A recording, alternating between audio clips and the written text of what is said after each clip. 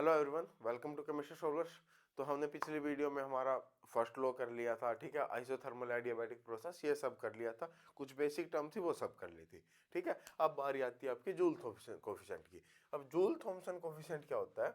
Joule Thompson coefficient में आपका किसी गैस को, ठीक है, हाई प्रेशर से लो प्रेशर में यानी एक होल के थ्रू क्या किया पास किया जाता है, ठीक है, किसमें? एडियाबैटिक फ्री एक्सपेंशन कंडीशन में। किसमें? एडियाबैटिक एडियाबैटिक फ्री एक्सपेंशन में, ठीक है। एडियाबैटिक फ्री एक्सपेंशन में क्या होता है? जो आपकी एंथैल्पी होती है वो क्या होती है? कांस्टेंट, यानी कि एच आपका क्या होगा? कांस्टेंट होगा, ठीक है। तो इसमें मेनली क्या होता है? कांस्टेंट एंथैल्पी में हम क्या कराते हैं? प्रेशर में चेंज कराते हैं, ठीक है। गैस के किस में? प्रेशर में चेंज कराते हैं, और उससे उसके टेम्परेचर में क्या चेंज आएगा, यानी उसके टेम्परेचर में क्या चेंज आएगा, वो बात हमें कहाँ से पता चलती है? जूल थॉम्सन कोफिशिएंट से, ठीक है। वो बात हमें जूल थॉम्सन कोफिशिएंट से पता चलती है। तो मेरे ख्याल से समझ गए होंगे। कांस्टेंट एंथैल्पी को हमने क्या रखा? कांस्टेंट रखा। कांस्टेंट एंथैल्पी पे हमने प्रेशर में चेंज कराया और वहां से देखा कि टेम्परेचर में क्या चेंज आएगा, ठीक है। और ये किसके इक्वल होता है? ये होता है आपका -1/Cp, और यहाँ पे आपकी सेकेंड थर्मोडायनेमिक इक्वेशन -1/Cp और second thermodynamic equation. Second thermodynamic equation आपको पता ही है क्या होगी? 1/Cp क्या होती है वो? Minus delta V by delta T into T at constant pressure plus V, ठीक है। यही होती है ना, ठीक है। तो ये आपका किसके इक्वल आएगा? ये आपका आएगा 1/Cp B -2A/RT, ठीक है। ये किसके इक्वल आता है? ये आता है आपका -1/Cp B -2A/RT, ठीक है। इतनी बात समझ में आई। अब एक चीज समझो, ठीक है, हम कहाँ से जा रहे हैं? हम हाई प्रेशर से लो प्रेशर में जा रहे हैं, ठीक है। यानी कि आपका डेल्टा पी क्या हुआ? डेल्टा पी क्या होता है? P2 - P1, ठीक है, जो कि क्या हुआ? नेगेटिव हुआ। P2 - P1 क्या हुआ? नेगेटिव हुआ, क्योंकि हम हाई प्रेशर से लो प्रेशर में जा रहे हैं, ठीक है। तो फाइनल प्रेशर आपका कम है, ठीक है। तो ये आपका नेगेटिव हुआ। अब अगर आपका डेल्टा टी पॉजिटिव आ जाए, डेल्टा यानी कि डेल्टा टी अगर पॉजिटिव आ जाए, T2 - T1 आपका क्या आ जाए? पॉजिटिव। T2 - T1 पॉजिटिव आया, इसका मतलब क्या हुआ? हीटिंग हुई। हीटिंग हुई ना, हीटिंग हुई, और उस टाइम क्या होगा? आपका जूल थॉम्सन कोफिशिएंट क्या होगा? जूल थॉम्सन कोफिशिएंट क्या होगा? ये नेगेटिव या पॉजिटिव? तो यह क्या आएगा? नेगेटिव। यानी कि जब आपका जूल थॉम्सन कोफिशिएंट नेगेटिव हो, इसका मतलब आपकी हीटिंग हो रही है। समझ गए बात? इसका मतलब हीटिंग हो रही है। और अगर ये आपका डेल्टा टी आ जाए नेगेटिव, यानी कि कूलिंग हो रही है उस टाइम, तो कूलिंग के टाइम आपका जो जूल थॉम्सन कोफिशिएंट आएगा वो क्या आएगा? पॉजिटिव आएगा। यानी कि जब कूलिंग होती है तब आपका जूल थॉम्सन कोफिशिएंट क्या होता है? पॉजिटिव आता है। और जूल थॉम्सन कोफिशिएंट अगर मैं जीरो कर दूं,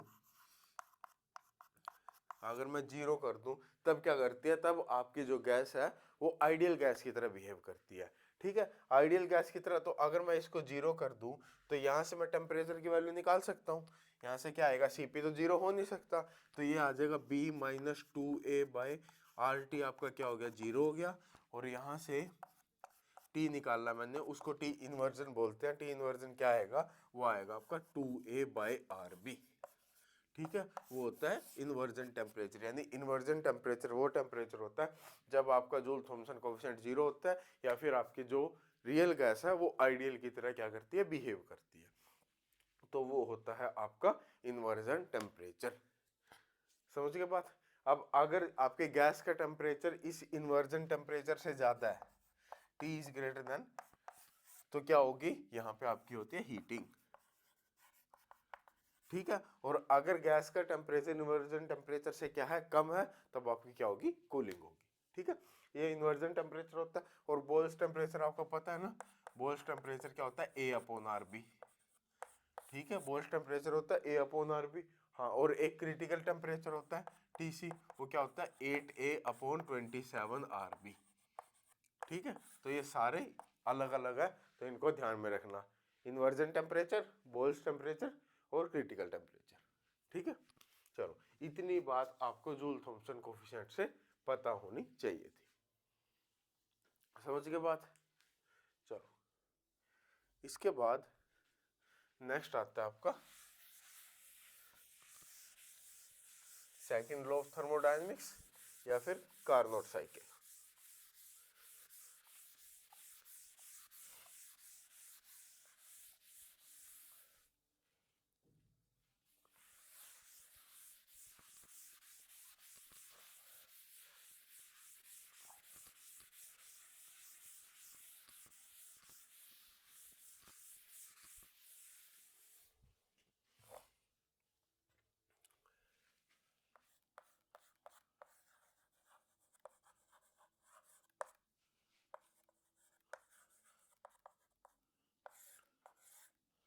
ठीक है, कार्नोट साइकिल में क्या होता है,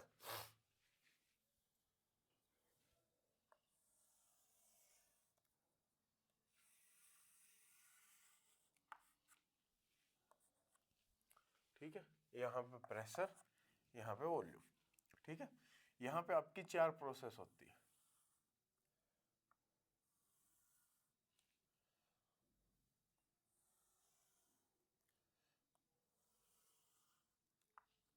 ठीक है, यहाँ पे क्या होती है, 4 प्रोसेस होती है। ये मैंने मान लिया ए, ये बी, ये सी और ये डी।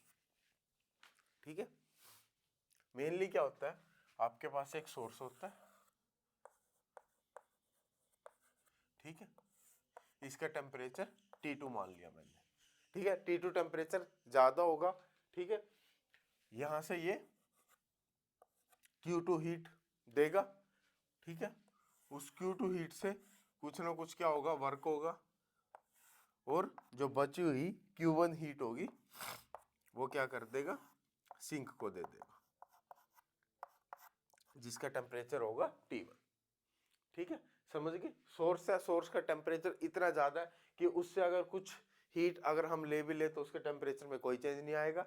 ऐसे ही सिंक का टेम्परेचर इतना कम है कि अगर उसको हम कुछ भी हीट दे दे तो उसमें कोई चेंज नहीं आएगा। ठीक है, और तो यहाँ से जो वर्क आएगा, वर्क किसके इक्वल आएगा, वर्क आपका आएगा Q2 माइनस Q1। ठीक है, सबसे पहली बात तो ये होगी, वर्क आपका होगा Q2 माइनस Q1 होगा। ठीक है, उसके बाद यहाँ पे ए पोजीशन पे आपका क्या था, P1 V1 और T2 टेम्परेचर था। ठीक है, यहाँ पे क्या था, P2 V2 और T2 टेम्परेचर था। और यहाँ पे फिर क्या हुआ, P3 V3 और T1 टेम्परेचर था। और यहाँ पे D पे क्या था, P4 V4 और T1 टेम्परेचर था। ठीक है, तो पहली प्रोसेस में क्या हो रहा है, पहली प्रोसेस में आपका टेम्परेचर चेंज नहीं हो रहा, यानी कि आइसोथर्मल है। तो पहली आपकी क्या है, आइसोथर्मल रिवर्सिबल। उसके बाद V1 टेम्परेचर से V2 टेम्परेचर में जा रहा है। V1 टेम्परेचर आपका यहाँ था, V2 टेम्परेचर आपका यहाँ था, यानी कि सॉरी वॉल्यूम, V1 वॉल्यूम से V2 वॉल्यूम में जा रहा है। तो V1 वॉल्यूम यहाँ था, V2 वॉल्यूम यहाँ था, यानी कि क्या हो रहा है, एक्सपेंशन हो रहा है। ठीक है, हो गया। उसके बाद सेकंड है आपकी, सेकंड आपकी होती है एडियाबैटिक। Adiabatic reversible. अब यहां भी क्या हो रहा है, एक्सपेंशन हो रहा है V2 से V3 में। उसके बाद थर्ड आपकी होती है आइसोथर्मल, क्योंकि यहां पे क्या हो रहा है, T1 टेम्परेचर से और T1 हीट टेम्परेचर है। ठीक है, CD रिवर्सिबल कंप्रेशन हो रहा है आपके पास। ठीक है, फोर्थ आपकी होती है एडियाबैटिक रिवर्सिबल कंप्रेशन। ठीक है, तो यहाँ पे आपकी क्या होती है, ये 4 प्रोसेस होती है। समझ गए, साइक्लिक प्रोसेस है ये। एरिया अंडर द कर्व क्या देता है, वर्क देता है। इतनी बात मेरे ख्याल से सबको समझ में आ गई होगी। उसके बाद अगर मैं यहाँ पे बोलूं कि यहाँ पे आपका क्या हो रहा है, यहाँ से यहाँ जा रहे हैं, एक्सपेंशन हो रहा है। पहले प्रोसेस में क्या हो रहा था, एक्सपेंशन हो रहा था। अब एक्सपेंशन है यानी कि work done by the system, system ने काम किया। तो क्यों गिर रहा है, सिस्टम ने काम किया, सिस्टम ने काम किया तो क्या होगा, उसकी इंटरनल एनर्जी में कुछ ना कुछ, अब अगर मैं कुछ काम कर रहा हूँ तो मेरी एनर्जी कम होगी ना, मेरी एनर्जी कम हुई होगी। एनर्जी कम होने का मतलब क्या, एनर्जी का डायरेक्ट रिलेशन टेम्परेचर के साथ। तो यहाँ पे क्या होगा, टेम्परेचर कम होना चाहिए, कम होना चाहिए ना टेम्परेचर, लेकिन यहाँ तो टेम्परेचर क्या हो रहा है, कांस्टेंट हो रहा है। कि ये कैसे हो सकता है, टेम्परेचर यहाँ पे कांस्टेंट इसलिए रह रहा है कि जो भी आपका कमी होनी चाहिए थी टेम्परेचर में, वो आपकी यहाँ पे क्या करी जाती है, यहाँ पे Q2 अमाउंट ऑफ हीट दी जाती है, जो कि आपको सोर्स दे रहा है। ठीक है, सोर्स यहाँ पे दे रहा है Q2 अमाउंट ऑफ हीट। ऐसे ही यहाँ से यहाँ क्या हो रहा है, कंप्रेशन हो रहा है। ठीक है, कंप्रेशन का मैंने बताया था, अगर कंप्रेस करोगे कोलिजन बढ़ेंगे, टेम्परेचर बढ़ेगा, टेम्परेचर बढ़ेगा, इंटरनल एनर्जी बढ़ेगी। ठीक है, work done on the system है। ठीक है, तो यहाँ पे टेम्परेचर बढ़ना चाहिए था, बढ़ना चाहिए था ना टेम्परेचर, लेकिन टेम्परेचर तो कांस्टेंट है। इसका मतलब यहाँ पे Q1 अमाउंट की जो हीट है वो यहाँ से छोड़ी गई है। मेरे ख्याल से समझ में आ गया होगा। तो यानी कि जो आपका ये वाला एरिया है, जो ये कर्व है, इसके अंडर जितना भी आपका एरिया होगा वो आपका किसको रिप्रेजेंट करेगा, वो आपका Q2 को रिप्रेजेंट करेगा। वो किसको रिप्रेजेंट करेगा, Q2 को। यानी इस लाइन के अंडर जितना भी एरिया वो आपका क्या होगा, Q2 के अंडर होगा। ठीक है, और इस लाइन के अंडर जितना एरिया होगा वो क्या होगा, वो आपका Q1 को रिप्रेजेंट करेगा। इस लाइन के अंडर जितना एरिया होगा वो Q1 को रिप्रेजेंट करेगा। ठीक है, और जो एरिया अंडर द कर्व होगा वो किसको, वो वर्क को रिप्रेजेंट करेगा। मेरे ख्याल से इतनी बात सबको समझ आ गई होगी। उसके बाद अगर मैं इसका वर्क निकाल लूं, मैं आपको डायरेक्ट एक्सप्रेशन दे रहा हूं, वर्क का क्या आएगा, वो आपका आएगा minus R T2 minus T1 ln V2 by V1। ठीक है, तो वर्क आपका कुछ ये आएगा। ठीक है, जैसे ही आइसोथर्मल रिवर्सिबल प्रोसेस में हम देख रहे थे ना, आइसोथर्मल रिवर्सिबल में क्या था, minus N R T L N V two by V one. बस यहाँ पे टी की जगह क्या आ गया, T2 माइनस T1 आ गया, इतना सा चेंज हुआ। ठीक है, उसके बाद आती है एफिशिएंसी। एफिशिएंसी किसके इक्वल आएगी, क्या हो रहा है यार ये, एफिशिएंसी किसके इक्वल आएगी, वो आएगी आपकी जितना वर्क किया, ठीक है, और जितनी हीट दी थी, वर्क बाय Q2। ठीक है, और ये अगर मैं सोल्व करके निकाल लूँ तो ये किसके इक्वल आएगा, ये इक्वल आएगा आपका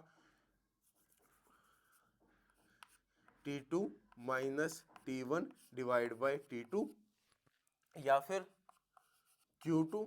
अब यहाँ से हीट छोड़ी जा रही है सिस्टम में, अगर आप साइन कन्वेंशन ले रहे हो, ठीक है, तो इसको माइनस माइनस यहाँ पे प्लस Q1 आ जाएगा डिवाइड बाई Q2। अगर आप साइन कन्वेंशन नहीं ले रहे हो, ठीक है, तब Q2 minus Q1 by Q2 आ जाएगा, वो आपके ऊपर है। ठीक है, समझ गए, तो ये आपकी आ गई एफिशिएंसी। ठीक है, समझ के बाद उसके बाद दो एफिशिएंसी और देखनी है आपको, एक रेफ्रिजरेटर की और एक हीट पंप की। ठीक है,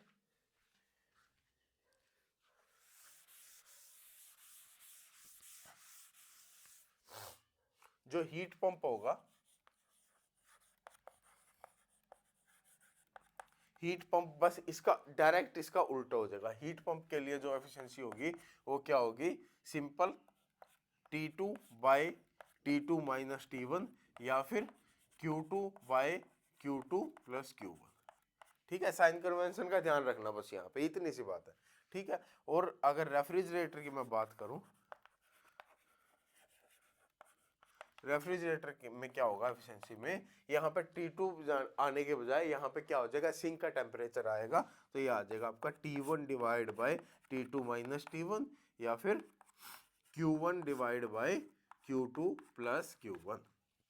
ठीक है, तो ये दो बातें आपको यहाँ से ध्यान रखनी थी। ठीक है, यहाँ से आपका ये सारा लगभग खत्म है, इसके अलावा यहाँ से ज्यादा आपका कुछ नहीं आया। अब डेल्टा एस क्या होता है, चेंज इन एंट्रोपी। ठीक है, एंट्रोपी क्या होता है? मेजर ऑफ रैंडमनेस, ये तो मेरे ख्याल से सबको पता है ना, ठीक है। तो डेल्टा एस किसके इक्वल होता है? डेल्टा एस आपका होता है क्यू रिवर्सिबल बाय टी, ठीक है। ये किसके इक्वल होता है? ये होगा आपका क्यू रिवर्सिबल बाय टी, ठीक है। समझ में आ गई बात? और अगर मैं वैसे बात करूं फॉर्मूले की, आइडियल गैस के लिए जो डेल्टा एस होगा वो क्या होगा? N C V M L N T two by T one plus N R L N V two by V one, ठीक है। या फिर N C P M L N T two by T one plus N R L N P one by P two, ठीक है। ये तो किसके लिए था? गैस था। और सॉलिड और लिक्विड के लिए, सॉलिड और लिक्विड के लिए हम क्या करते हैं? वॉल्यूम चेंज क्या होता है? नेग्लिजिबल होता है, तो इसको नेग्लेक्ट कर देंगे और उसके लिए सीवीएम सीपीएम आपका सीएम के इक्वल होता है। तो डेल्टा एस क्या आएगा?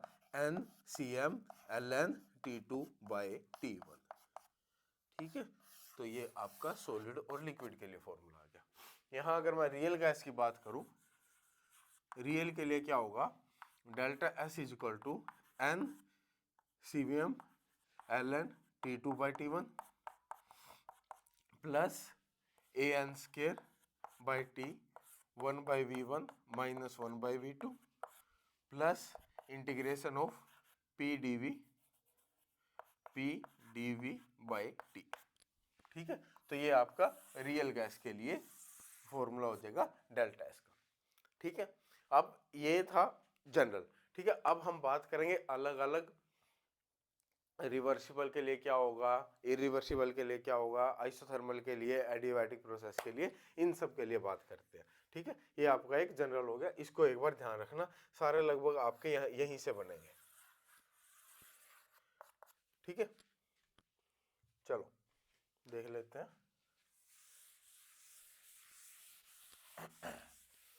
सबसे पहले मैं एक चीज आपको बता देता हूं, कभी भी इरिवर्सिबल या फिर रिवर्सिबल प्रोसेस हो, रिवर्सिबल प्रोसेस के लिए क्या होगा? Delta S of system is equal to minus of delta S of surrounding, ठीक है।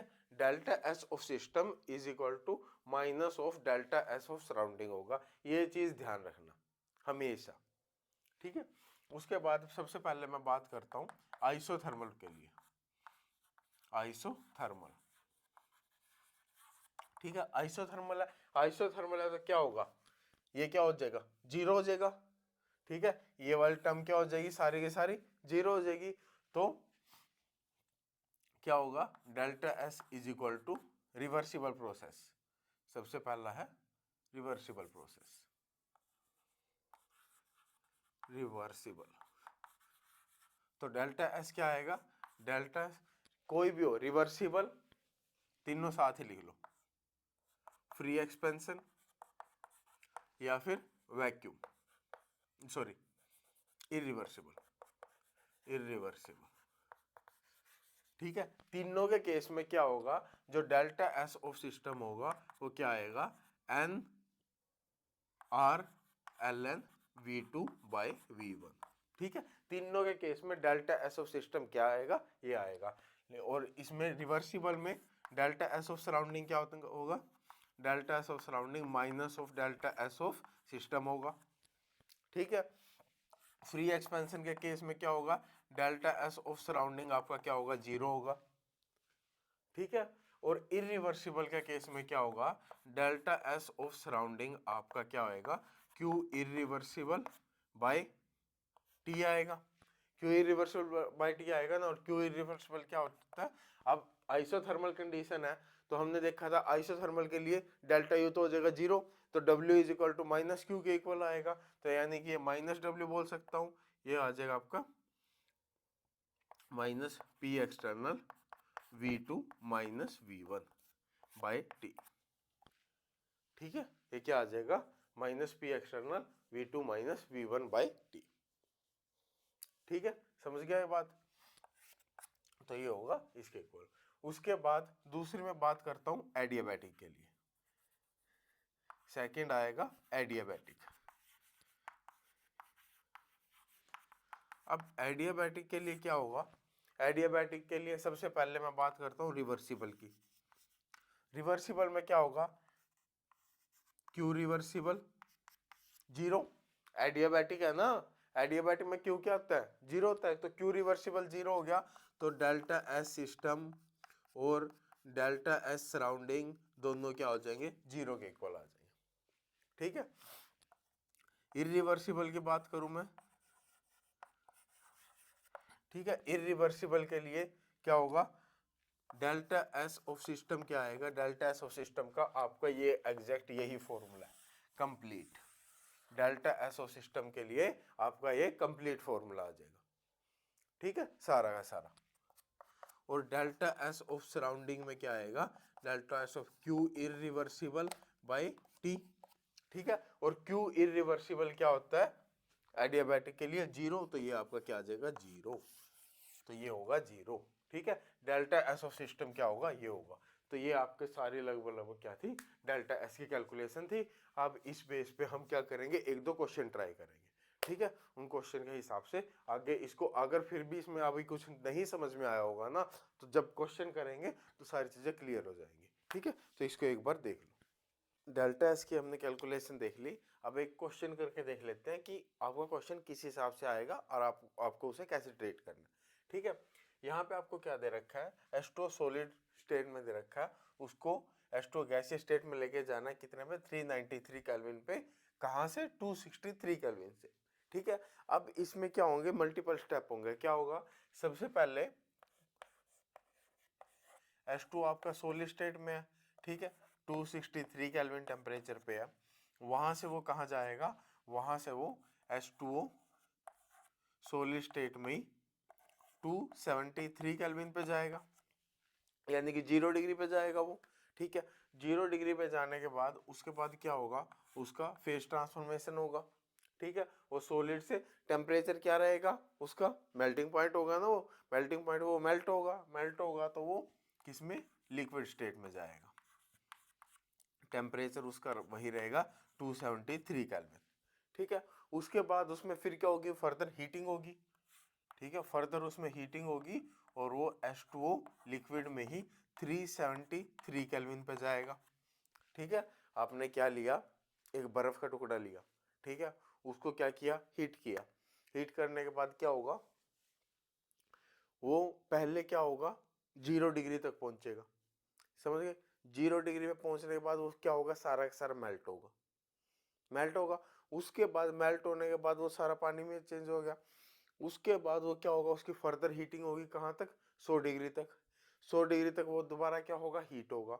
उसके बाद 100 डिग्री पे टेम्परेचर आपका 100 मेंटेन रहेगा, जब तक सारा का सारा पानी क्या स्टीम में ना चला जाए, ठीक है, गैसीय स्टेट में ना चला जाए, यही होगा ना। तो उसकी फर्दर हीटिंग हुई 373 केल्विन पे, उसके बाद उसमें क्या हुआ, उसका फेज ट्रांसफॉर्मेशन हुई H2O गैसीय स्टेट में, ठीक है, कितने टेम्परेचर पे, 373 केल्विन पे, ठीक है।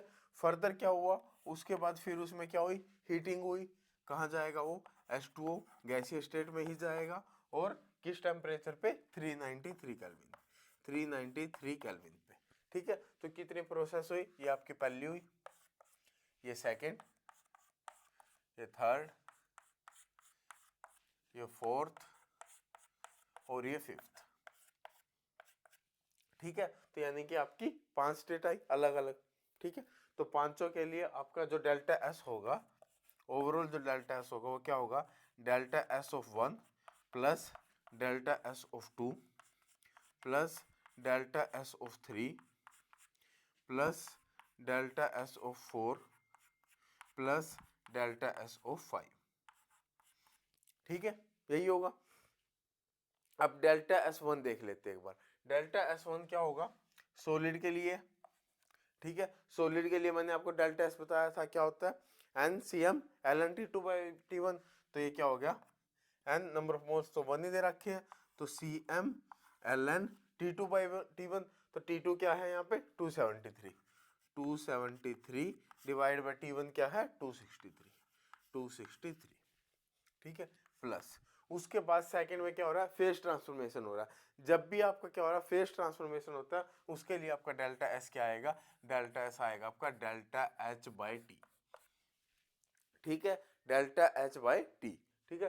तो यहाँ पे क्या हो रहा है, मेल्टिंग हो रही है, तो जो भी आपका मेल्टिंग के लिए डेल्टा एच जो फ्यूजन होगा डिवाइड बाय जो भी आपका मेल्टिंग टेम्परेचर क्या है वो 273, ठीक है। Plus delta S of 3 liquid के लिए आ रहा है, ठीक है, लिक्विड के लिए फिर वही आ जाएगा, क्या हो जाएगा CmLn T2/T1 यानी कि 373 डिवाइड बाय 273, ठीक है, ये हो गया। प्लस उसके बाद फिर आपका क्या हो रहा है, फेज ट्रांसफॉर्मेशन हो रहा है, फेज ट्रांसफॉर्मेशन हो रहा है तो वही आएगा आपका डेल्टा एच, क्या हो रहा है यहाँ पे, ये गैसीय स्टेट में जा रहा है, और डिवाइड बाय जो भी इसका टेम्परेचर है क्या है 373 केल्विन, ठीक है। लास्ट स्टेट में क्या हो रहा है, गैसीय स्टेट में जा रहा है। गैसीय स्टेट के लिए क्या था, एन अगर वॉल्यूम या प्रेशर दे रखा जो भी आप देख लेना, NCVM ln T2/T1 plus NR ln V2/V1। अब यहाँ पे अगर इनका वॉल्यूम दे रखा होता तो हम वॉल्यूम भी लेंगे साथ में, ठीक है। तो ये हो जाएगा CVM ln T2/T1 क्या होगा 393 divide by 373 plus R ln V2/V1, ठीक है। तो ये आपका क्या आ जाएगा, ये आपका डेल्टा एस आ जाएगा, ठीक। तो मेरे ख्याल से डेल्टा एस आपको कैसे कैलकुलेट करना ये आपको समझ में आ गया होगा, है ना। चलो इसके बाद देख लेते हैं delta S for a reaction. अगर किसी रिएक्शन के लिए डेल्टा एस आपको निकालना पड़ रहा है तो वो आप कैसे निकालोगे।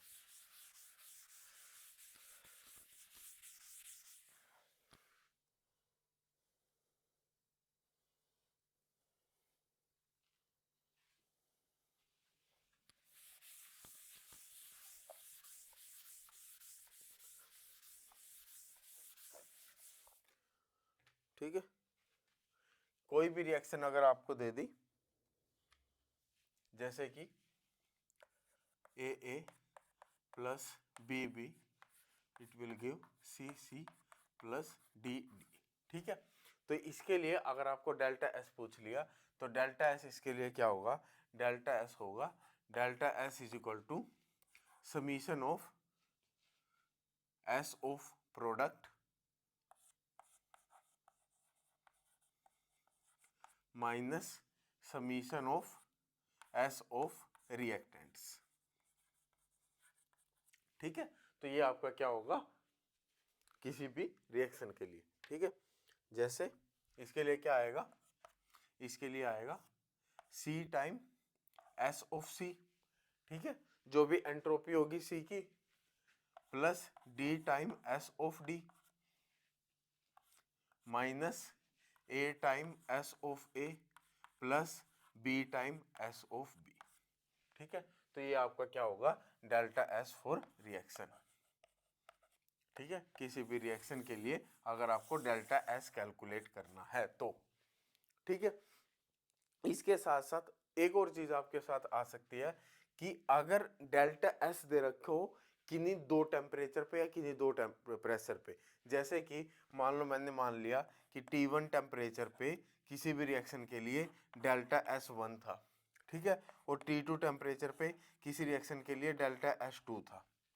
तो इनमें क्या रिलेशन होगा, इनमें रिलेशन होगा कि जो delta S2 minus delta S1, ठीक है, is equal to delta CPM ln T2/T1, ठीक है। ये होगा delta S2 minus delta S1 is equal to delta CPM ln T2/T1। और डेल्टा CPM कैसे निकाल लेंगे, जैसे ये निकालना है, ठीक है, यानी कि CPM of product minus CPM of reactant, ठीक है, CPM of product minus CPM of reactant, ठीक है। ये चीज आपको यहाँ पे ध्यान रखनी है, ठीक है। ऐसे ही ये तो एक केस हुआ, एक केस वो अलग अलग प्रेशर पे दे सकता है, जैसे P1 प्रेशर पे डेल्टा S1 है, P2 प्रेशर पे डेल्टा S2 है, तो यहाँ पे आपका क्या आ जाएगा, delta S2 minus delta S1। ये ध्यान रखना भाई, ये क्या है, ये चेंज है,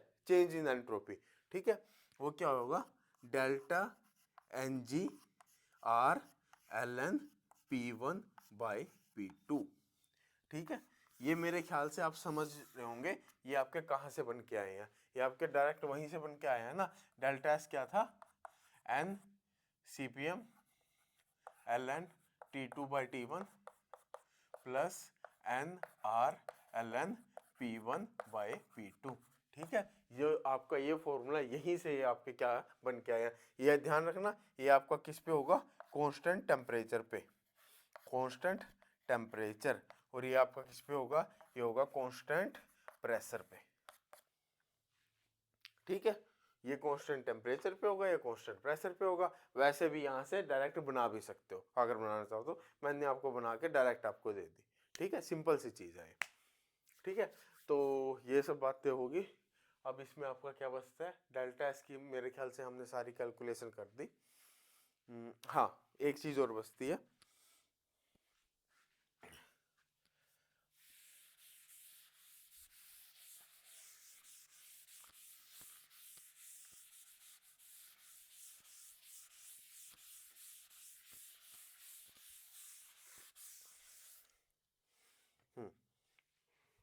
एक चीज़ और है। मान लो आपके पास कोई भी दो सिस्टम है, जैसे ये ए हो गया, ये बी हो गया, ठीक है। इसका टेम्परेचर मैंने TH मान लिया, हाई टेम्परेचर है इसका, ठीक है। इसका टेम्परेचर हाई है, इसका मैंने TC मान लिया, इसका थोड़ा लो टेम्परेचर है, ठीक है। इसको ऐसे मान लो कि आपके पास दो लोहे की रोड है, ठीक है। एक को आपने एक को आपने थोड़ा सा गर्म कर लिया, एक आपकी ऐसी कैसी ठंडी, आप उनको मिला रहे हो आपस में, ठीक है। एक गर्म चीज है, एक ठंडी चीज है, दोनों को मिला रहे हो आपस में। दोनों को मिलाओगे तो क्या होगा, आपकी हीट ट्रांसफर होगी, हाई टेम्परेचर से लो टेम्परेचर की तरफ आपकी हीट क्या होगी, ट्रांसफर होगी। अब आपको बताना है कि जब आपने उनको मिला के रखा तो कितनी हीट ट्रांसफर हुई, ठीक है। हीट ट्रांसफर होने के बाद दोनों का फाइनल, जब वो इक्विलिब्रियम में आ गए तो फाइनल टेम्परेचर क्या था, ठीक है। यानी कि मैंने इन दोनों को मिला दिया, ये ए था, ये बी था, और मैं आपसे पूछ रहा हूं कि इन दोनों का अब फाइनल टेम्परेचर जो कि है क्या, TF, वो T फाइनल क्या होगा, अगर इस टाइप से आपका कोई क्वेश्चन आ जाए, ठीक है। तो सबसे पहली चीज यहाँ पे आपका सबसे पहला रोल, एक चीज समझ रहे हो, हीट कैपेसिटी आएगी, हीट कैपेसिटी का रोल आएगा ना, हीट कैपेसिटी का आएगा, और इंटरनल एनर्जी का रोल आएगा। हीट कैपेसिटी का कैसे आएगा, हर एक सब्सटेंस की अपने पास, अगर अलग अलग मैटर है, कोई अलग अलग सब्सटेंस है, हर एक सब्सटेंस की अलग अलग हीट कैपेसिटी होगी, ठीक है। हीट कैपेसिटी मैंने क्या बताई थी, हीट कैपेसिटी कि कितनी हीट उसको रिक्वायर है 1 डिग्री टेम्परेचर राइज करने के लिए, ठीक है। तो इसकी क्या पता अलग हो, इसकी क्या पता अलग हो, ठीक है। तो जो उसकी हीट कैपेसिटी होगी उसी के हिसाब से तो वो क्या लेगा, हीट लेगा ना, तो हीट कैपेसिटी रोल में आएगी। दूसरी चीज इंटरनल एनर्जी रोल में आएंगी, इसकी कुछ एनर्जी है, इसकी कुछ एनर्जी है, एनर्जी को ट्रांसफर तो कर रहा है, एनर्जी क्या कर रहा है, एनर्जी को ट्रांसफर कर रहा है। या फिर मैं ये बोल सकता हूँ, एक आपका क्या करेगा, एक हीट को लॉस करेगा, ठीक है, और एक जितना लॉस करेगा दूसरा क्या करेगा, उतनी ही हीट को क्या करेगा, गेन करेगा। एक हीट को लॉस करेगा, एक हीट को गेन करेगा, ठीक है। तो ये क्या हो जाएगा, यानी कि कुछ ना कुछ इंटरनल एनर्जी में चेंज आया। इंटरनल एनर्जी आपकी क्या हुई, डेल्टा यू क्या होती है, N CVM ln NCVM dt, यानी कि NCVM T2 माइनस T1, यही हुआ ना, NCVM T2 माइनस T1, यानी कि इसकी एनर्जी में कुछ ना कुछ चेंज आएगा और इसकी भी एनर्जी में कुछ ना कुछ चेंज आएगा। एक ने अगर हीट लॉस किया तो उसकी एनर्जी में चेंज आएगा, कुछ ना कुछ गिरावट आएगी। एक ने अगर हीट गेन किया तो उसकी एनर्जी क्या हो जाएगी, बढ़ जाएगी। तो वही चीज है सिंपल, ठीक है। तो इसके में क्या आया, इसके जितने नंबर ऑफ मोल्स थे मैंने मान लिया, इसके टी एच मान लो या ए मान लो, इसके लिए मैं एच मान रहा हूँ सारे, तो एच मान लेते हैं, इसके लिए NC मान लेते हैं, ठीक है। और इसका CVM है जो उसको मैं CH लिख देता हूँ, ठीक है। बस तुम्हारे समझने के लिए वो CVM की वैल्यू है, CVM CPM या CM इनके लिए अगर सॉलिड लिक्विड में है तो CM होता है ना, तो जो भी है वो आपको बस केवल आपको ध्यान रहे, ठीक है। CMH बोल देता हूँ मैं इसको, CMH, और इसके लिए CMC, ठीक है, ये बोल देता हूँ। अब एक क्या करेगा, हीट लॉस करेगा ये वाला, ठीक है, लॉस करेगा तो NH और CMH, उसके बाद जो फाइनल है T फाइनल माइनस TH जो इनिशियल था, ठीक है। और इसने क्या किया, हीट लॉस किया तो नेगेटिव साइन हो गया, हीट उसने क्या किया, लॉस किया ना। दूसरा क्या हो जाएगा, दूसरा आ जाएगा NC CMC और TF माइनस TC, ठीक है। तो ये आपका क्या हो गया, एक रिलेशन हो गया। इनके बाद यहाँ से आप क्या कर सकते हो, यहाँ TF आ रहा है, यहाँ TF आ रहा है, सारी वैल्यू आपको मिलेगी, TF की वैल्यू आप यहाँ से आसानी से निकाल सकते हो, ठीक है। तो ये बात मेरे को आपसे यहाँ से बतानी थी। तो यहाँ ऐसे इस टाइप से आपको क्वेश्चन के हिसाब से रिलेशन बनाने पड़ेंगे, ठीक है। तो थर्मो का क्वेश्चन इसलिए थोड़ा सा ट्रिकी होता है क्योंकि उसमें आपको थोड़ा तो दिमाग लगाना पड़ेगा, ठीक है। ऐसे जैसे अगर मैं डायरेक्ट फॉर्मूले करा दे रहा हूँ, डायरेक्ट क्वेश्चन भी आ जाते हैं, ऐसी कोई बात नहीं है, डायरेक्ट भी क्वेश्चन आ जाते हैं, आप डायरेक्ट भी कर सकते हो। लेकिन कई बार 4 नंबर का क्वेश्चन थोड़ा सा घुमा के पूछते हैं, तो थोड़ा सा आपको, हाँ, एक चीज ध्यान रखना है, मैंने जितने फॉर्मूले कराए हैं ना, सारे के सारे फॉर्मूले आपको याद होने चाहिए, क्योंकि जब आपके दिमाग में फॉर्मूले होंगे ना वो, तो आप आसानी से समझ जाओगे कि ये सारी वैल्यू दी हुई है, तो इसका मतलब यहां से ये वैल्यू निकलेगी। जो भी वैल्यू दी होती है ना, जितनी वैल्यू दी होती है उनका एक बार थर्मो में खासकर, और किसी में करो ना करो, उनको एक बार गिवन लिख लो, ठीक है। अगर मान ले मैंने देखा कि सारे के सारे में मेरे को CMC की वैल्यू दे दी, CMH की वैल्यू दे दी, NH दे दिए, NC दे दिए, TH दे दिया, TC दे दिया, तो यहां से अगर मेरे को क्वेश्चन समझ में नहीं आ रहा ना, मेरा दिमाग सीधा इस फॉर्मूले पे जाएगा कि देख सारी वैल्यू दे रखी है, केवल TF नहीं दे रखा, तो अगर मैं सारी वैल्यू को पुट करके मैं यहाँ से TF निकाल सकता हूँ, और उस TF से यानी कि फाइनल टेम्परेचर से क्या पता उसने कुछ आगे रिलेट कर दिया हो, तो वहां से वो आ जाएगा।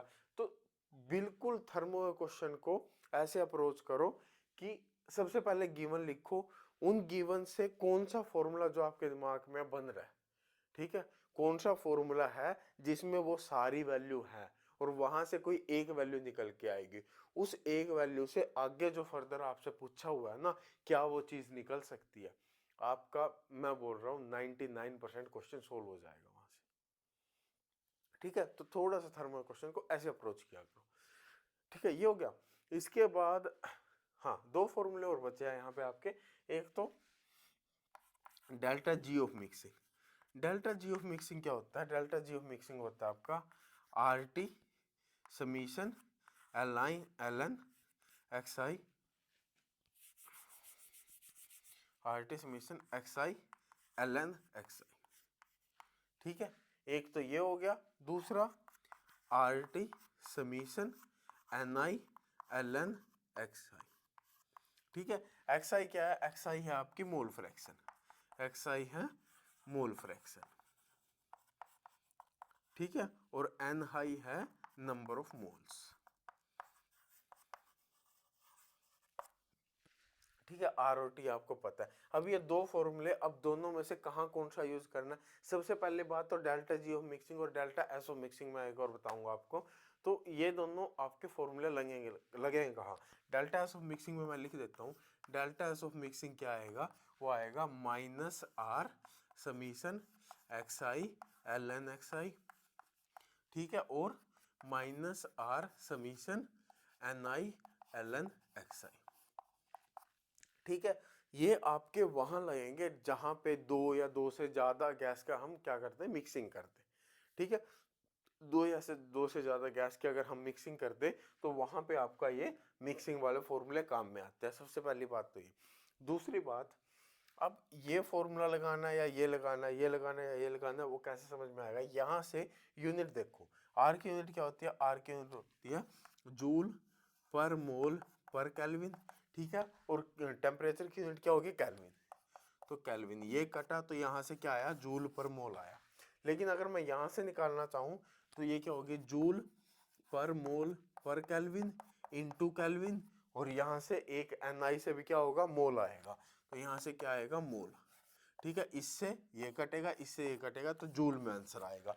तो जैसे आपसे क्वेश्चन में पूछा हो, अगर आपसे क्वेश्चन में delta G of mixing joule per mole में पूछा है तब आप ये फॉर्मूला यूज करोगे, अगर आपसे पूछा है केवल जूल में आंसर तब आप ये फॉर्मूला यूज करोगे। ऐसे ही इसमें भी अगर जूल, यहां से क्या आएगा, जूल पर केल्विन, ठीक है, जूल पर मोल पर केल्विन, जूल पर मोल पर केल्विन में अगर पूछा है तब आप ये यूज करोगे, और जूल पर केल्विन में अगर पूछा है तो ये यूज करोगे।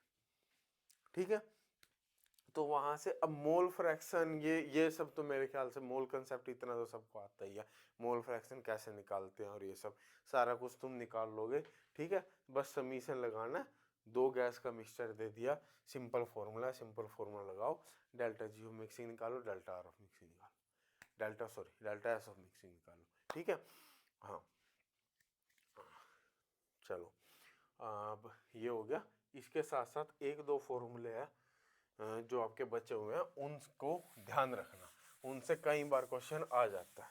क्या क्या होते हैं, एक तो अगर आपको दो डेल्टा जी दियो तो delta G two minus delta G one क्या होगा, वो होगा आपका delta V M P two minus P one. ठीक है, एक फॉर्मूला आपका ये हो गया। इसके साथ आपके एक और होती है, एक और आपकी आएगी गिब्स हेल्महोल्ट्ज इक्वेशन, वो क्या होती है, delta G two T two minus delta G one by T one is equal to delta H one by T one minus one by T two. ठीक है, तो ये आपकी होती है गिब्स हेल्महोल्ट्ज इक्वेशन। ठीक है, तो ये दो फॉर्मूले हैं जो भी इनसे भी आपका कई बार डायरेक्ट क्वेश्चन आ जाता है। जैसे एक बार क्वेश्चन आया था, ये दे दिया, ये दे दिया, ये दे दिया, ये दे दिया, केवल आपको डेल्टा वी एम निकालना था, तो सिंपल आपको बस ये फॉर्मूले याद होने चाहिए। ठीक है, तो ये था आपका। इसके बाद हम चलेंगे स्टैटिस्टिकल थर्मो पे। चलो अब बात करते हैं हम स्टैटिस्टिकल थर्मो की। अब स्टैटिस्टिकल थर्मो मेनली है क्या, स्टैटिस्टिकल थर्मो में हम करते क्या है, इसमें हम मेनली कुछ स्टैटिस्टिकल मेथड और कुछ प्रोबेबिलिटी थ्योरी की हेल्प से जो भी हमारे माइक्रोस्कोपिक बिहेवियर होते हैं, ठीक है, उनसे हम माइक्रोस्कोपिक प्रॉपर्टीज निकालने की कोशिश करते हैं। ठीक है, यानी कि जो माइक्रो लेवल पे जो भी हमारे हमें कुछ बिहेवियर, ठीक है, और कुछ उनकी पोजीशन, कुछ प्रॉपर्टी हमें देखने को मिल रही है, वहां से हम जो भी मैक्रोस्कोपिक, जो भी बड़े लेवल पे pressure, volume, temperature, internal energy, entropy, ये सब हम निकालने की कोशिश करते हैं। ठीक है, सिंपल सी इतनी सी बात है। ठीक है, अब स्टैटिस्टिकल थर्मो की शुरुआत करते हैं। पहले एक बार देख लेते हैं थर्ड लॉ ऑफ थर्मोडायनेमिक्स।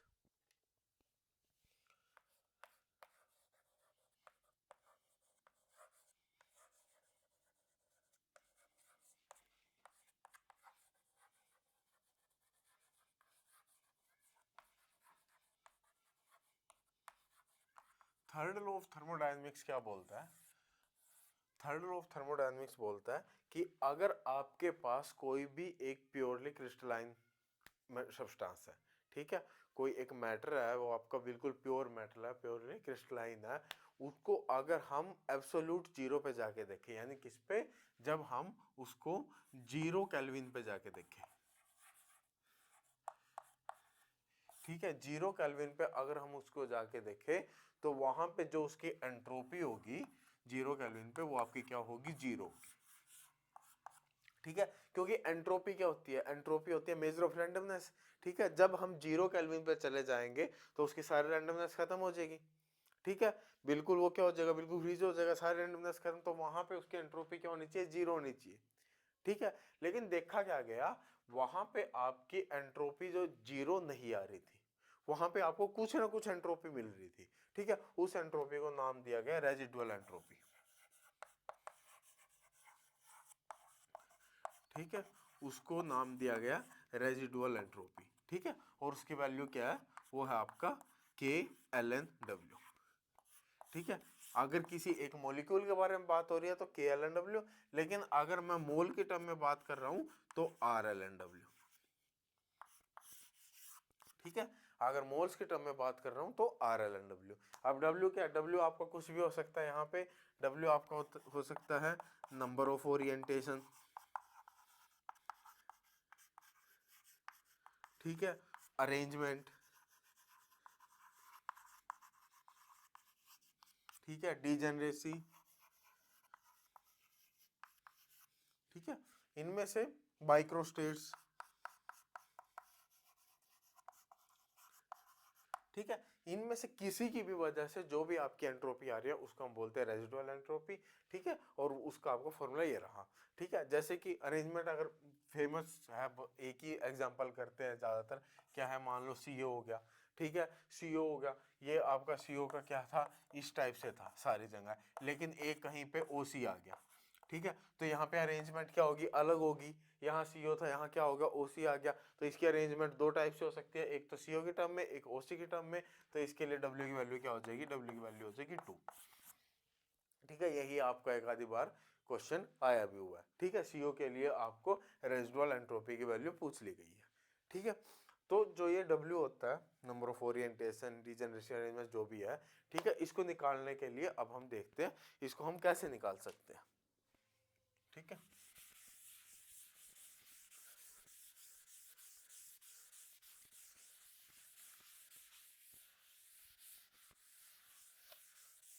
तो दो टाइप के सिस्टम हम एज्यूम कर लेते हैं, एक तो डिस्टिंग्विशेबल, एक इनडिस्टिंग्विशेबल, ठीक है। एक है आपका डिस्टिंग्विशेबल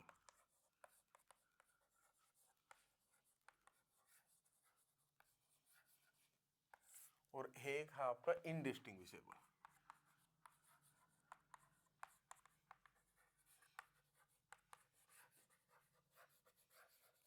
ठीक है। मेरे ख्याल से नाम से ही समझ आ रहा है, डिस्टिंग्विशेबल। डिस्टिंग्विशेबल क्या होता है, जिनको हम क्या कर सकते हैं, अलग अलग डिस्टिंग्विश कर सकते हैं। जैसे कि मान लो एक स्फीयर ले लिया, एक क्यूब ले लिया, ठीक है। स्फीयर और क्यूब को हम क्या कर सकते हैं, अलग अलग, एक आपका यहाँ पे या फिर एक सर्कल है, ठीक है, एक स्क्वायर है, ठीक है, अलग अलग डिस्टिंग्विश किया जा सकता है ना इनको। लेकिन अगर इनडिस्टिंग्विशेबल, जैसे एक सर्कल एक और सर्कल, इन दोनों को क्या कर सकते हैं, इनडिस्टिंग्विशेबल है ये, ठीक है, इन दोनों को डिस्टिंग्विश नहीं किया जा सकता, ठीक है। दो टाइप के हमने सिस्टम मान लिए। तो सबसे पहला क्या है, नो रिस्ट्रिक्शन, ठीक है। अगर आपको कोई भी क्वेश्चन में रिस्ट्रिक्शन नहीं दी हुई है, यानी सिंपल आपको स्टेट दे दी कि आपकी स्टेट कितनी है, स्टेट मान लो, एनर्जी लेवल मान लो, ठीक है, इतने एनर्जी लेवल है, इतनी स्टेट आपकी, जैसे कि M मान ली, ठीक है, और नंबर ऑफ पार्टिकल्स दे दिए, ठीक है, पार्टिकल्स दे दिए N, ठीक है। अब M नंबर ऑफ स्टेट होगी, अलग अलग एनर्जी लेवल हो गए M, और N नंबर ऑफ पार्टिकल हो गए, तो इनको कितनी वे में अरेंज किया जा सकता है। तो यहाँ पे अरेंजमेंट जो आएगी वो क्या आएगी, M raise to the power N, ठीक है, M raise to the power N। लेकिन अगर वो इनडिस्टिंग्विशेबल है तो वहां पे आपकी जो W की वैल्यू आएगी, नो रिस्ट्रिक्शन पे, तो W आएगा आपका N plus M minus 1 factorial divide by N factorial और M माइनस 1 फैक्टोरियल, ठीक है। तो वहां पे आपकी W की वैल्यू आएगी ये। उसके बाद सेकंड है आपका, अगर कोई ना कोई रिस्ट्रिक्शन दे दी जाए, ठीक है, कोई ना कोई रिस्ट्रिक्शन दे दी जाए, जैसे कि हर स्टेट में एक ही पार्टिकल रहेगा, ठीक है, हर स्टेट में कोई ना कोई एक रिस्ट्रिक्शन दे, जैसे कि every state will occupy only one particle, ठीक है। एक आपको ये क्या दे दी, रिस्ट्रिक्शन दे दी, तो यहाँ पे आपकी जो W की वैल्यू होगी वो क्या होगी, M factorial divide by M minus N factorial, ठीक है, यहाँ होगी M factorial divide by M minus N factorial. और यहाँ पे अगर रिस्ट्रिक्शन हो, तो यहाँ पे आपकी w की वैल्यू क्या होगी, m factorial divide by n factorial into m minus n factorial. ठीक है, तो यहाँ पे आपकी w की वैल्यू ये आएगी। उसके बाद तीसरा, अगर आपके पास आ जाए ऑक्यूपेशन नंबर, ठीक है, ऑक्यूपेशन नंबर। ऑक्यूपेशन नंबर क्या होता है, जैसे मैंने ले लिया 3 2 1, ठीक है। ऑक्यूपेशन नंबर ये बोलता है कि 3 2 1 का मतलब है कि आपके पास 3 स्टेट है, एक स्टेट में 3 पार्टिकल है, एक में 2 पार्टिकल है, एक में 1 पार्टिकल है। ठीक है, जैसे कि एक का एक अरेंजमेंट क्या हो जाएगी, जैसे ये 3 स्टेट है तो 3 पार्टिकल यहाँ हो गए, 2 पार्टिकल यहाँ हो गए, 1 पार्टिकल, ये क्या है, ये एक टाइप की अरेंजमेंट होगी। ठीक है, यहाँ 3 हो सकते हैं, यहाँ 2 हो सकते हैं, यहाँ 3 हो सकते हैं, यहाँ 2, यहाँ 1 हो सकता है। ठीक है, अलग अलग बहुत सारी अरेंजमेंट हो सकती है। तो टोटल अरेंजमेंट यहाँ पे कैसे निकाल लेंगे, टोटल अरेंजमेंट आपकी आएगी n factorial divide by pi n i factorial. ठीक है, अब ये पाई n i फैक्टोरियल क्या है, समीशन हमने पढ़ा है ना, समीशन हमने पढ़ा है ना। समीशन में क्या होता है, सारी वैल्यूज को ऐड करते हैं, पाई में क्या करते हैं, सारी वैल्यूज को मल्टीप्लाई करते हैं। अब यहाँ पे अगर मैं निकालना चाहूँ तो n क्या है, टोटल नंबर ऑफ पार्टिकल, 3 + 2 5 + 1 6, तो ये आ जाएगा आपका 6 फैक्टोरियल डिवाइड बाय, अब यहाँ पे पाई n i, यानी कि हर एक स्टेट में कितने कितने पार्टिकल है, तो पहले में कितने हैं 3, 3 factorial into 2 factorial into 1 factorial, यहाँ 3 थे, यहाँ 2 थे, यहाँ थे, यहाँ 3 2 और 1, 3 factorial into 2 factorial into 1 factorial. ठीक है, तो ये आपका आ जाएगा ऑक्यूपेशन नंबर की टर्म में। ठीक है, इसी में एक और केस आ जाता है आपका कि अगर इनकी डीजेनरेसी भी दी हो, अगर इनकी डीजेनरेसी भी दी हो, तब क्या आएगा,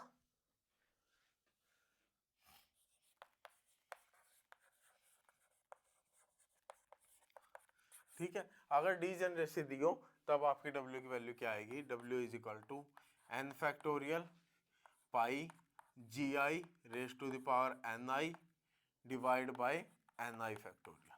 ठीक है, जी आई क्या है, डीजेनरेसी। जैसे मैंने मान लिया 2 स्टेट है, ठीक है, इसमें आपके कितने हैं, 3 पार्टिकल है, इसमें आपके क्या है, 2 पार्टिकल है। ठीक है, इसकी डीजेनरेसी कितनी है, 2 है, इसकी डीजेनरेसी कितनी है, 1 है। ठीक है, तो यहाँ पे आपका W क्या आएगा, W आएगा, पहले आएगा n, जितने टोटल नंबर ऑफ पार्टिकल थे तो 3 और 2 5, यानी कि 5 फैक्टोरियल। ठीक है, इनटू आ जाएगा, अब क्या है, पहला, एक बार पहला लेके चलते हैं, जी आई यानी कि 1, ये पहली स्टेट है, ये दूसरी स्टेट है। ठीक है, तो पहले के लिए लेके चलते हैं जी आई, इसके लिए डीजेनरेसी कितनी है, 2, तो ये आ जाएगा 2 रेज टू द पावर, इसमें कितने हैं एन आई, यानी इसमें पार्टिकल कितने हैं, कितने पार्टिकल है, 3 पार्टिकल है, raise to the power 3 divide by कितना आ जाएगा, 3 फैक्टोरियल। उसके बाद चलते हैं, मल्टीप्लाई है ना, पाई है, तो इनटू, इनटू में अब आएगी सेकंड स्टेट, सेकंड स्टेट यानी कि ये आ गई, इसके लिए डीजेनरेसी कितनी है, 1, कितने पार्टिकल है, 2 पार्टिकल है, raise to the power 2 divide by 2 factorial. ठीक है, तो यहां से आप इसके लिए W की वैल्यू डायरेक्ट निकाल सकते हो। ठीक है, और यहाँ पे अगर क्या हो, डीजेनरेसी दी हो, ठीक है, और इसके लिए क्या हो, नंबर ऑफ पार्टिकल और स्टेट दी गई हो, तो W क्या आ जाएगा, W इसमें आ जाएगा, केवल ये ni फैक्टोरियल हटा दो, ni हटा देंगे तो क्या आएगा, pi G I raise to the power ni divide by ni factorial. ठीक है, तो यहाँ पे W की वैल्यू डायरेक्ट ये आ जाएगी।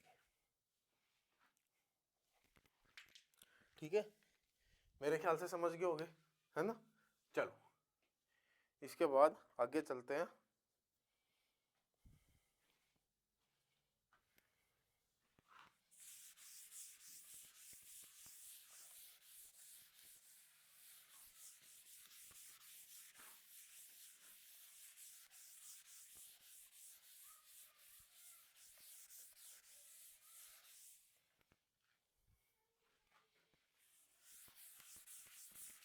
नेक्स्ट है आपके एंसेंबल।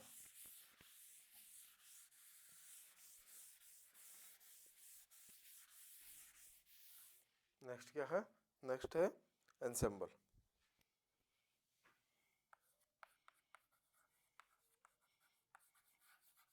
अब एंसेंबल क्या होते हैं? एंसेंबल होते हैं, मान लो आपके पास एक बहुत बड़ा सिस्टम है, ठीक है, उसके अंदर क्या होंगे? छोटे छोटे और सिस्टम होंगे ना, ठीक है, छोटे छोटे, मान लो इसके अंदर क्या है? छोटे छोटे अलग अलग बहुत सारे पार्ट होंगे, ठीक है।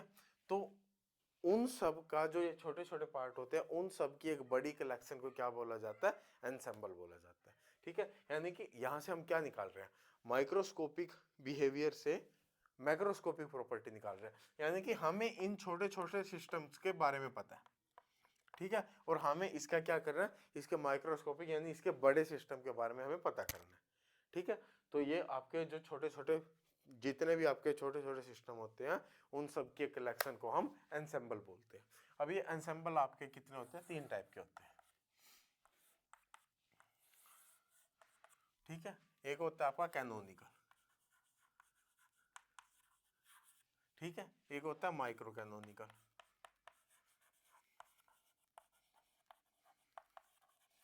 ठीक है, और एक होता है ग्रैंड कैनोनिकल,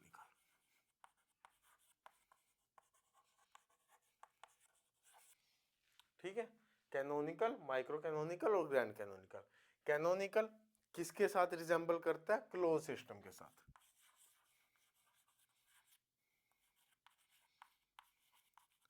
ठीक है। कैनोनिकल सी सी, ठीक है, सी और सी से ध्यान रख लो। उसके बाद ग्रैंड कैनोनिकल ओपन सिस्टम के साथ, जैसे ग्रैंड ओपनिंग होती है ना, तो वही मान लो, तो ये ओपन सिस्टम के साथ रिजेंबल करता है, ठीक है। और ये फिर माइक्रो कैनोनिकल कहाँ कौन सा बचा? आइसोलेटेड सिस्टम के साथ। यही 3 टाइप के सिस्टम पढ़े थे ना, ठीक है। तीनों में क्या होता है? वॉल्यूम फिक्स रहता है, इसमें वॉल्यूम फिक्स रहेगा, इसमें वॉल्यूम फिक्स रहेगा, इसमें वॉल्यूम फिक्स रहेगा, ठीक है। उसके बाद आइसोलेटेड सिस्टम में क्या होता है? एनर्जी और मैटर दोनों क्या कर सकते हैं? दोनों एक्सचेंज नहीं हो सकते, नहीं हो सकते, तो दोनों के दोनों फिक्स रहेंगे, तो एनर्जी भी फिक्स रहेगी और नंबर भी फिक्स रहेगा, ठीक है। सॉरी, ठीक है। उसके बाद ये सब क्या रहेंगे? फिक्स रहेंगे। अब यहां पे क्या होगा? एनर्जी क्लोज सिस्टम में एनर्जी एक्सचेंज हो सकती है, लेकिन नंबर क्या रहेगा? फिक्स रहेगा, तो नंबर फिक्स रहेगा। और यहाँ पे एक क्या फिक्स रहेगा? टेम्परेचर फिक्स रहता है, ठीक है। और यहाँ पे क्या रहेगा? अब यहाँ पे जैसे कि यहाँ पे क्या हुआ था? एनर्जी एक्सचेंज हुई तो टेम्परेचर फिक्स रहा था, तो यहाँ भी एनर्जी एक्सचेंज होती है ना, तो टेम्परेचर यहाँ भी फिक्स रहेगा, ठीक है। और उसके साथ साथ नंबर तो चेंज हो जाएगा, क्योंकि क्या होता है? ओपन सिस्टम होता है, ओपन सिस्टम में नंबर मैटर भी क्या होता है? एक्सचेंज हो सकता है, तो यहाँ पे क्या होता है? केमिकल पोटेंशियल आपका फिक्स रहता है, ठीक है। अब इसको याद करने का फॉर्मूला, ठीक है, याद करने का फॉर्मूला। अब मान लो तुम्हारी गर्लफ्रेंड है, ठीक है, तुम्हें उसके साथ करने लड़ाई, तुम्हें जाना है खेलने, ठीक है, या तुम्हें कहीं दोस्तों के साथ पार्टी करने जाना, कहीं भी जाना है, वो जाने नहीं दे रही, ठीक है, नहीं जाने दे रही, तो क्या करोगे? लड़ाई कर लोगे? लड़ाई करो और चुपचाप निकल जाओ, है ना, बाद में मनाते रहना। तो लड़ाई कैसे करोगे? अपनी एक्स की बात कर लो। एक्स की बात कैसे करोगे? बोलो, वो ऐसी नहीं थी, ठीक है, वो ऐसी नहीं थी, और वो तुम जैसी नहीं थी, ठीक है, वो तुम जैसी नहीं थी, और वो तुमसे ऊपर थी, ठीक है, बस हो गया कांड, ठीक है। वो ऐसी नहीं थी, वो तुम जैसी नहीं थी, वो तुमसे ऊपर थी, बस इतनी बात बोल दो घर से बाहर, ठीक है। घर से बाहर फिर पार्टी करो, खेल लो, कुछ मर्जी करो, है ना। तो यहां से आपका तैयारी भी होगी, पार्टी भी होगी, दोनों चीज होगी, ठीक है। चलो, ये आपके हो गए एंसेंबल, मेरे ख्याल से समझ में आ गए होंगे। चलो,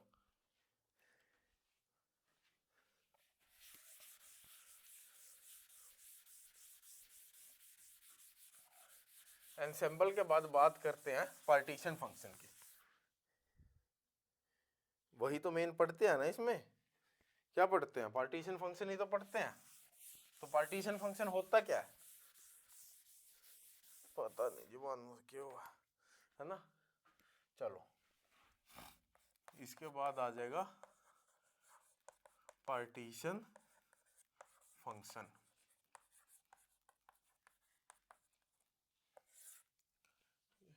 एक तो ये राइटिंग शुरुआत में कोशिश करता हूँ अच्छा लिखूंगा, फिर लास्ट में फिर वही आ जाता है।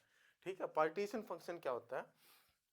अब बोल्ट्जमैन डिस्ट्रीब्यूशन लॉ से हमें पता है कि अगर हमें किसी भी स्टेट में, मान लो ये अलग अलग एनर्जी लेवल है, ठीक है, इसमें कुछ पार्टिकल है, इसमें कुछ पार्टिकल है, इसमें कुछ पार्टिकल है, इसमें कुछ पार्टिकल है, ठीक है, ऊपर वाले में कम रहेंगे भाई, कभी भी ऊपर वाले में नीचे वाले से ज्यादा पार्टिकल नहीं हो सकते, है ना। तो किसी भी लेवल पे कितने नंबर ऑफ पार्टिकल होंगे वो किसके इक्वल आएगा? वो आता है हमारा G I into E raise to power E I by K T, E I by K T, यही होता है ना बोल्ट्जमैन डिस्ट्रीब्यूशन लॉ से। अगर नहीं याद तो जो फिजिकल स्पेक्ट्रो करेंगे तो वहां भी कराऊंगा मैं तुम्हें ये, ठीक है, तो वहां भी आएगा।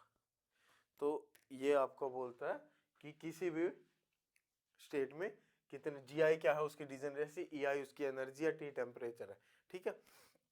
ऐसे ही अगर मेरे को क्या करना है, मेरे को इसमें भी इसमें भी इसमें भी इसमें भी यानी जितने टोटल नंबर ऑफ पार्टिकल है मेरे को सबका पता करना है, तो क्या करूंगा मैं, इसमें निकाल लूंगा, इसमें निकाल लूंगा, इसमें निकाल लूंगा, इसमें निकाल लूंगा और सबको ऐड कर दूंगा, ठीक है। तो सबको ऐड करके जो आएगा वो क्या आएंगे, आपके टोटल नंबर ऑफ पार्टिकल जितनी भी स्टेट है सब में, और वही आपका क्या होता है, वही आपका पार्टीशन फंक्शन होता है।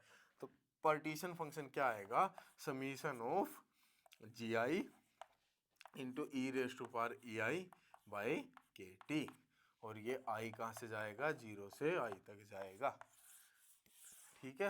मेरे ख्याल से समझ में आ गई होगी बात, है ना।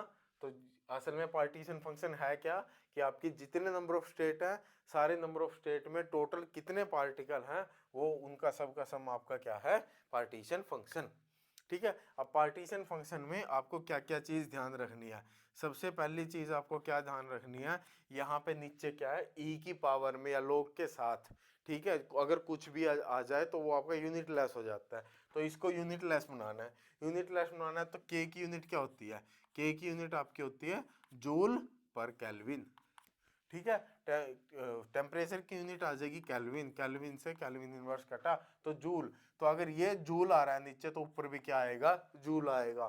तो जो एनर्जी होगी, एनर्जी की यूनिट किस में लोगे, जूल में लोगे, ठीक है, जूल पर मोल में नहीं लेनी, एनर्जी की यूनिट किस में लोगे, जूल में लोगे, ठीक है। दूसरा, अब अगर मेरे को फ्रैक्शन बताना है भाई, इस लेवल में कितने फ्रैक्शन ऑफ पार्टिकल है, तो क्या करोगे, फ्रैक्शन क्या आएगा, फ्रैक्शन ऑफ पार्टिकल किसी एक पर्टिकुलर स्टेट में कितना आएंगे, जितना उसके में पार्टिकल है, ई रेस्ट पर minus E I by K T, ठीक है, डिवाइड बाई क्यू कर दो, ठीक है, समझ गए ना बात। तो यहां से इसको डिवाइड कर देंगे, नंबर ऑफ फ्रैक्शन आ जाएगा। तीसरा, जो आपका क्यू होता है वो आपका क्या होता है, यूनिट लेस होता है, हमेशा इस चीज को ध्यान रखना, क्यू आपका क्या होता है, क्यू आपका यूनिट लेस होगा, ठीक है, समझ में आ गई बात। चौथा देख लेते हैं, at low temperature, low temperature पे क्या होगा, लो टेम्परेचर, अब तुम खुद बताओ, अगर टेम्परेचर लो होगा तो क्या आपके पार्टिकल एक्साइट हो पाएंगे ऊपर वाले लेवल पे, नहीं हो पाएंगे ना। तो ज्यादातर पार्टिकल या फिर लगभग लगभग सारे ही पार्टिकल आपके क्या होंगे, ग्राउंड स्टेट में होंगे, ठीक है, लगभग लगभग सारे पार्टिकल आपके ग्राउंड स्टेट में होंगे। तो ग्राउंड स्टेट के लिए नंबर ऑफ पार्टिकल क्या आएगा, वो आएगा G N nought is equal to G nought into E raise to power minus E nought by K T, ठीक है। और यहाँ पे क्या होता है, स्टैटिस्टिकल थर्मो में यहाँ पार्टीशन फंक्शन कैलकुलेट करते टाइम हम क्या करते हैं, ग्राउंड स्टेट की एनर्जी हमेशा जीरो लेके चलते हैं। अगर इसकी वैल्यू जीरो पुट करेंगे तो E raise to the power zero क्या हो जाएगा, 1, तो यानी कि एन नोट किसके इक्वल आएगा, जी नोट, और यही तो आपका टोटल था, क्योंकि अब की बार लो टेम्परेचर लिया मैंने तो टोटल ये आपका क्यू था ना, तो क्यू आपका किसके इक्वल आएगा, क्यू आपका आएगा जी नोट के इक्वल, यानी कि जो भी ग्राउंड स्टेट की डिजेनरेसी होगी उसके इक्वल आपका क्यू आएगा लो टेम्परेचर पे, ठीक है। और at high temperature, high temperature पे क्या होगा?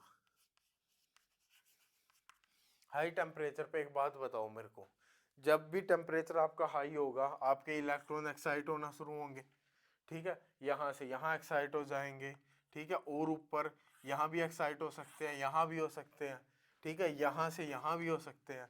तो क्या हो गए, पार्टिकल आपके एक्साइट होके ऊपर वाले स्टेट में जाना शुरू हो जाएंगे, ठीक है, पार्टिकल आपके एक्साइट होके ऊपर वाले स्टेट में जाना शुरू होंगे।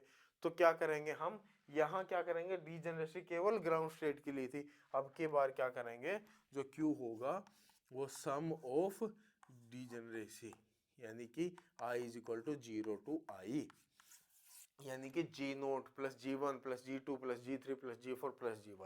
तो हाई टेम्परेचर, मैंने ये आपका ऐसे नहीं आता, ठीक है, इसको पूरा कैलकुलेट करना पड़ता है, ठीक है, मैं आपको डायरेक्ट बता रहा हूँ कि इसको हम आप ऐसे याद कर सकते हो कि हाई टेम्परेचर पे ये सीन होगा, बस थोड़ी सी कॉमन सेंस लगा के, ठीक है, ये होगा तो ये लगभग इसके इक्वल आएगा, ठीक है, तो ये होगा आपका इसके इक्वल।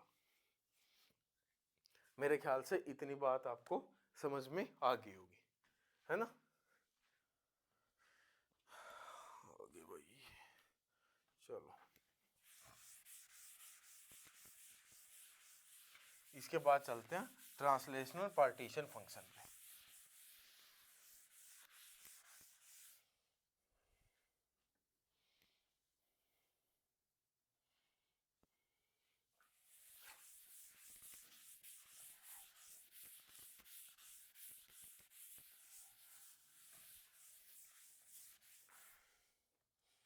इसके बाद आता है आपका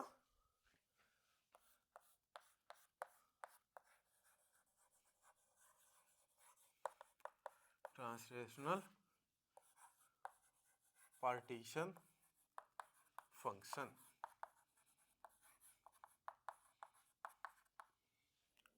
ठीक है, ट्रांसलेशन पार्टीशन फंक्शन।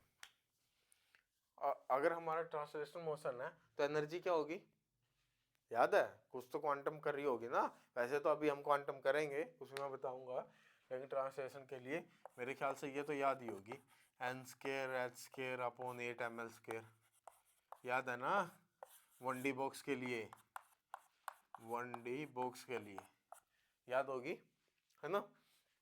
चलो नहीं है तो याद कर लो, ठीक है, तो इसके लिए QT क्या होगा, QT आपका होगा √2πm/kT/h, ठीक है, इनटू आ जाएगा आपका L, ठीक है, ये किसके लिए होगा, ये 1D के लिए होगा, ठीक है, अगर मेरे को 2D के लिए बात करनी है, 1D के लिए ये होगा, 2D के लिए क्या होगा, इसका क्या कर दो, स्क्वायर कर दो, तो ये आ जाएगा आपका 2πm/kT/h² into LX into LY, ठीक है, और 3D के लिए क्या होगा, 3D के लिए होगा QT is equal to 2πm/kT⁻³ और into h³ into LX LY LZ, वो क्या हो गया, वो वॉल्यूम हो गया ना, तो ये आपका 3D के लिए हो गया, ठीक है, डायरेक्ट आपका डायरेक्ट क्वेश्चन आता है तो डायरेक्ट याद रखो। और मैंने आपको एक और चीज बताई थी कि जो आपका पार्टीशन फंक्शन होता है वो क्या होता है, यूनिटलेस होता है। अब ये क्या है, ये आपकी क्या है, लेंथ है, ये लेंथ है, तो ये सारा क्या होगा, ये सारा क्या होगा, लेंथ इनवर्स, लेंथ इनवर्स होगा ना, ताकि लेंथ इनवर्स इनटू लेंथ क्या हो जाएगा, यूनिटलेस हो जाएगा, तो ये लेंथ इनवर्स होगा, तो यहां से मैं क्या निकाल सकता हूं,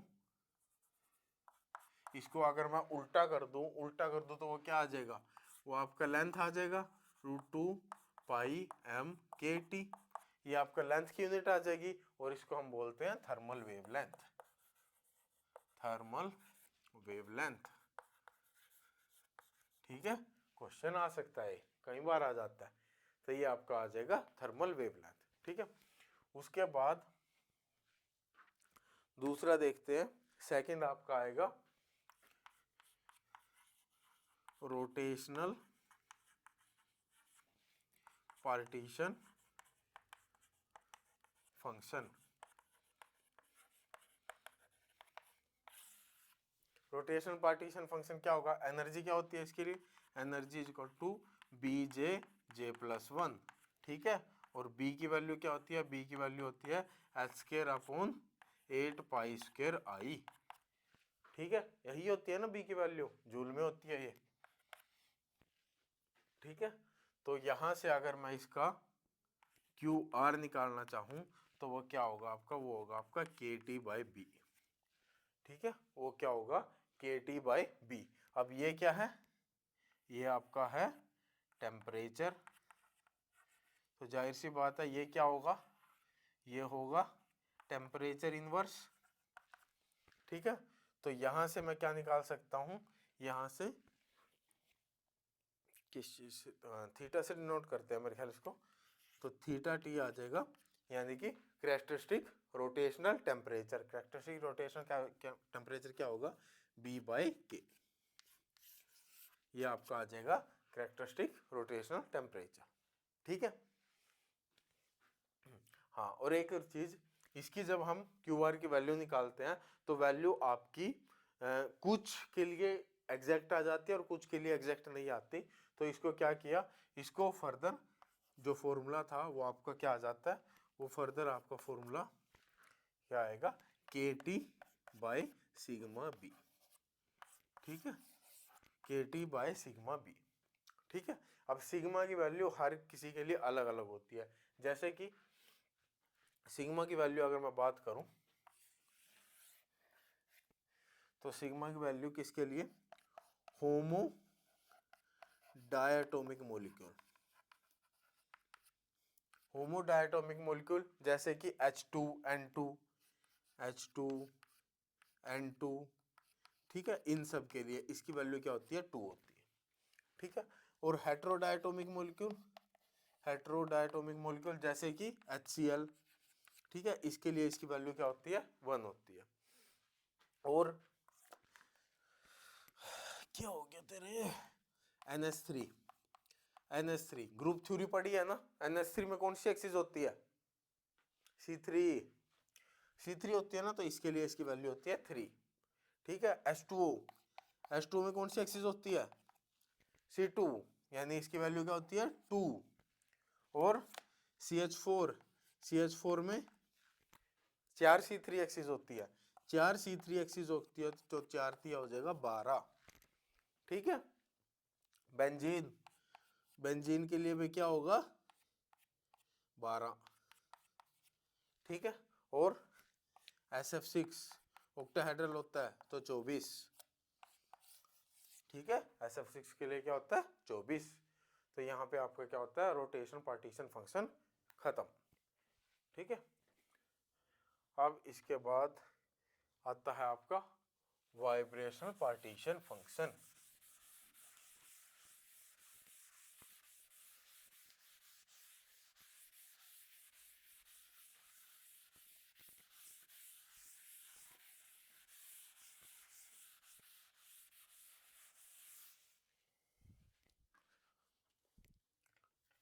अब आता है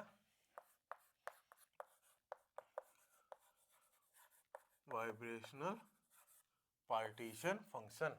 तो वाइब्रेशनल पार्टीशन फंक्शन वाइब्रेशन के लिए, हाँ, यहाँ पे क्या होता है वाइब्रेशन पार्टीशन फंक्शन में, एक चीज ध्यान रखो कि वैसे यहाँ पे वाइब्रेशन में एनर्जी क्या होती है, एनर्जी होती है आपकी N+12 h², यही होती है ना।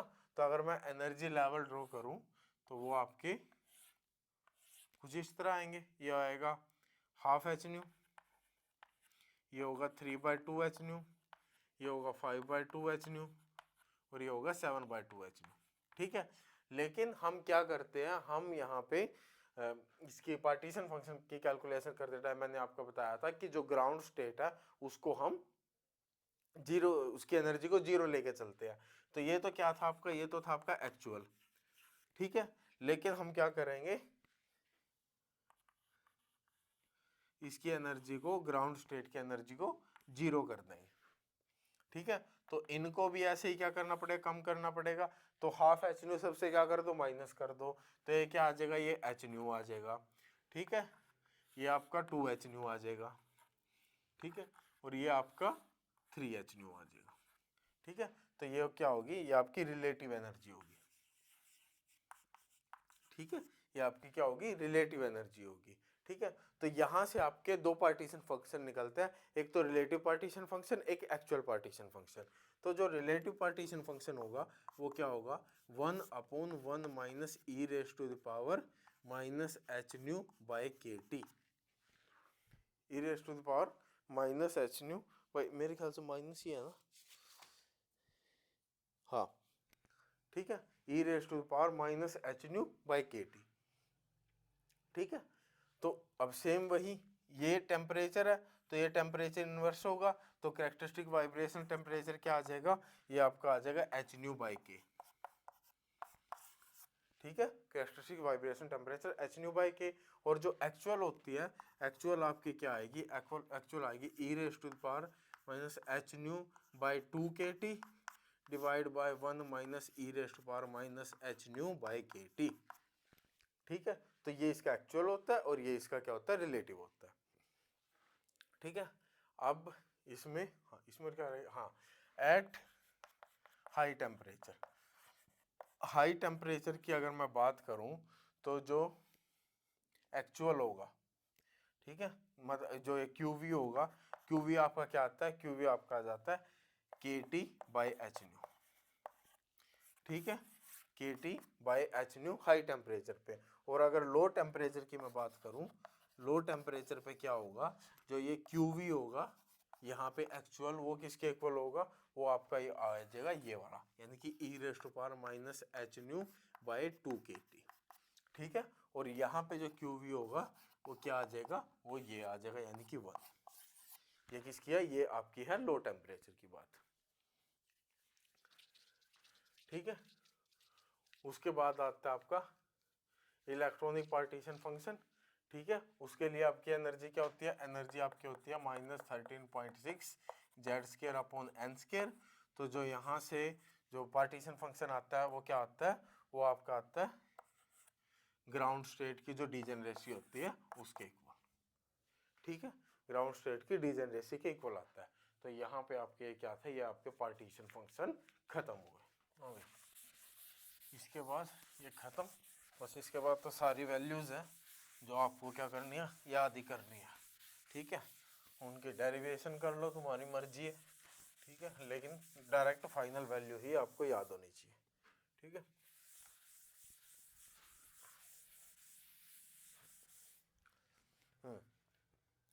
इसके बाद अब हमने ये सब पार्टीशन फंक्शन वगैरह निकाल लिया।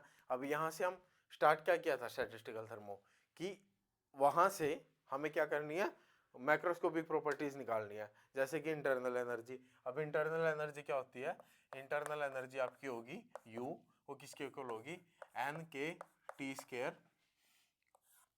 डिफरेंशिएशन ऑफ ln/Q, यानी कि Q आपने जो अभी पार्टीशन फंक्शन निकालना है, dQ by dt at constant V।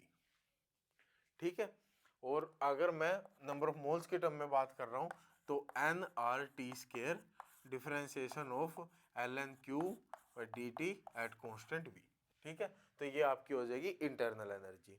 उसके बाद आपको पता है, क्या पता है, कुछ तो पता ही होगा, हमने U निकाला था, du is equal to CV dt था ना। ठीक है, तो CV किसके इक्वल होगा, du बाई dt। तो इसको टेम्परेचर के साथ अगर मैं इसको क्या कर दूं, डिफरेंशिएट कर दूं, तो क्या मेरी हीट कैपेसिटी की वैल्यू आ जाएगी। ठीक है, इसको टेम्परेचर के साथ डिफरेंशिएट कर देना। ठीक है, आपकी आ जाएगी हीट कैपेसिटी की वैल्यू। और हमें पता है H is equal to U plus PV होता है। ठीक है, और PV किसके इक्वल होता है, NRT के लिए, NRT के इक्वल, यानी PV प्लस NRT। और U की वैल्यू अभी हमने क्या लिखी है, nRT² differentiation of ln/Q by dt at constant V। और यहाँ पे आ जाएगा प्लस nRT।